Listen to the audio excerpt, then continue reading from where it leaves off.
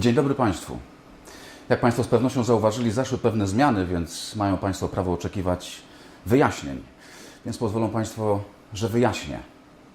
Żaden polski obywatel, który finansuje działanie telewizji publicznej, nie ma żadnego obowiązku wsłuchiwać się w propagandę czyjąkolwiek. Każdy polski obywatel, który finansuje media publiczne, ma prawo żądać od nich rzetelnej, profesjonalnej i uczciwej informacji. Dlatego proponuję Państwu, jak sądzę, uczciwą umowę. Od jutra wiadomości będą Państwu prezentowały fotografię świata i dnia z wszystkim, co przyniesie. Fotografię, a nie obraz, bo to nie jest to samo. Obraz w tych studiach malowano przez 8 lat, wyłącznie starannie dobranymi barwami. I zapewniam Państwa, że to się właśnie kończy. Zamiast propagandowej zupy chcę Państwu zaproponować czystą wodę. Nie dlatego, że jest szlachetna, ale dlatego, że nie niesie żadnych nachalnych smaków. I obiecuję Państwu, że to się właśnie od teraz zaczyna. Dziś nie będzie wiadomości, ale jutro podamy Państwu informacyjny program Telewizji Polskiej. Niezawodnie o 19:30. Nazywam się Marek Czyż. Serdecznie zapraszam.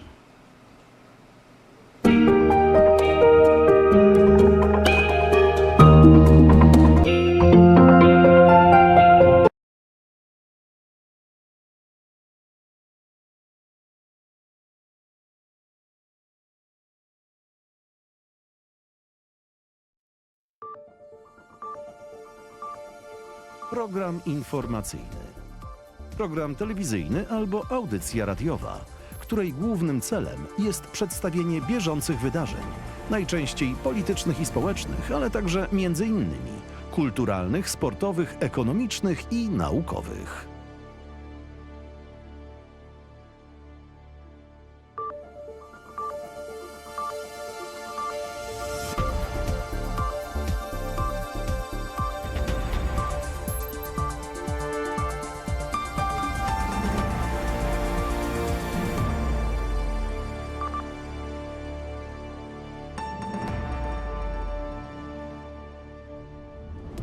To jest 19:30, najważniejszy program informacyjny Telewizji Polskiej.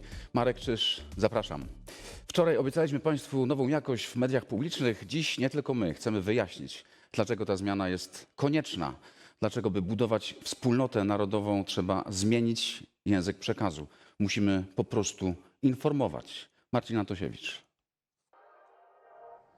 To jest telewizja, w której dla przeciwników politycznych jest tylko kłamstwo i pogarda, w której dla swoich jest tylko wazelina. Ci z Państwa, którzy w ostatnich latach oglądali tylko TVP, pewnie nigdy nie dostali szansy, by wsłuchać się w argumenty tej grupy obywateli, którzy od blisko 5 lat codziennie wieczorem protestowali przed siedzibami Telewizji Polskiej, domagając się prawdy i prawdziwie publicznych mediów dla wszystkich. Wczoraj byli tu po raz 1363.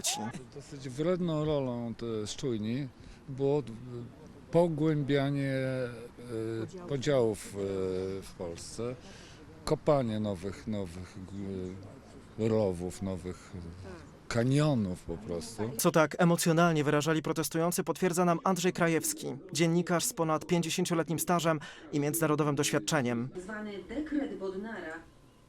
Od kilku lat uważnie śledzi programy informacyjne telewizji publicznej. Przygotowuje z nich krótkie relacje dla ludzi, którzy zrezygnowali z jej oglądania w geście protestu, bo czuli się manipulowani. Zupełnie inaczej byli traktowani ludzie swoi z PiS-u i zupełnie inaczej opozycja. Opozycja była zakrzykiwana. Cel jest oczywisty: utrzymać się przy władzy. To było zupełnie jasne. Cały przekaz był nastawiony na to, żeby zohydzić przeciwnika i pokazać jak najlepiej swoich ludzi. Według danych, które publikowała sama TVP, w ostatnich latach zdecydowanie więcej czasu antenowego oddawano politykom rządzącego PiS. Polityków opozycji ostro krytykowano, szczególnie w okresie kampanii wyborczej. Miasta, gminy i wsie, miliony ludzi, mnóstwo ważnych tematów i jeden wspólny cel. Ja kandyduję po to, żeby nikt nas o 5 lat nie cofnął.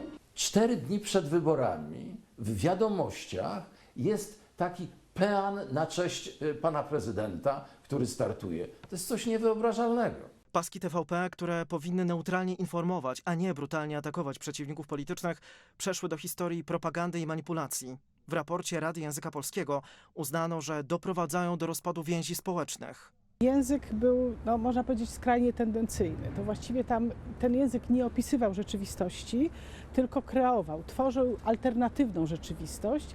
Właśnie dlatego demokratyczny świat krytycznie oceniał relacje publicznych mediów, a przez to również stan polskiej demokracji. W rankingu wolności prasy, który przygotowuje organizacja Reporterzy Bez Granic, Polska z 18 miejsca w 2015 roku spadła obecnie na 57.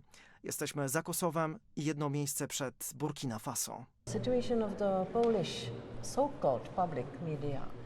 Sytuacja tak zwanych polskich mediów publicznych, które uważaliśmy raczej za mało bezstronne, bo były za bardzo zależne od rządzących, zainspirowała nas do przesłania Polsce rekomendacji, jak wprowadzić prawdziwie niezależne media publiczne. Nowa parlamentarna większość we wtorek przegłosowała uchwałę o konieczności naprawy mediów publicznych. Wezwała w niej rząd Donalda Tuska do podjęcia niezwłocznie działań naprawczych. W uchwale oceniono jako niekonstytucyjną Radę Mediów Narodowych, którą w 2016 roku powołał PiS. W środę minister kultury i dziedzictwa narodowego odwołał rady nadzorcze i zarządy dotychczasowych spółek Skarbu Państwa, jakimi są Telewizja Polska, Polskie Radio i Polska Agencja Prasowa, i powołał nowe rady nadzorcze, które wyłoniły nowe władze mediów publicznych. Te media trzeba zwrócić Polakom. Dlatego zostały wybrane nowe władze, zostały wybrane w sposób prawidłowy, osadzone w polskim prawie i zaczynają pracę. Zaczynają pracę nad telewizją dla wszystkich Polaków, rzetelną.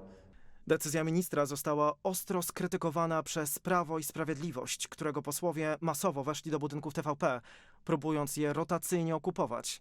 Jedna z posłanek, członkini Rady Mediów Narodowych, pokazała nawet swoje zdjęcie z telewizyjnej reżyserki, w której decyduje się o kształcie i treści programu. Także prezydent jest niezadowolony z decyzji rządu. To jest anarchia.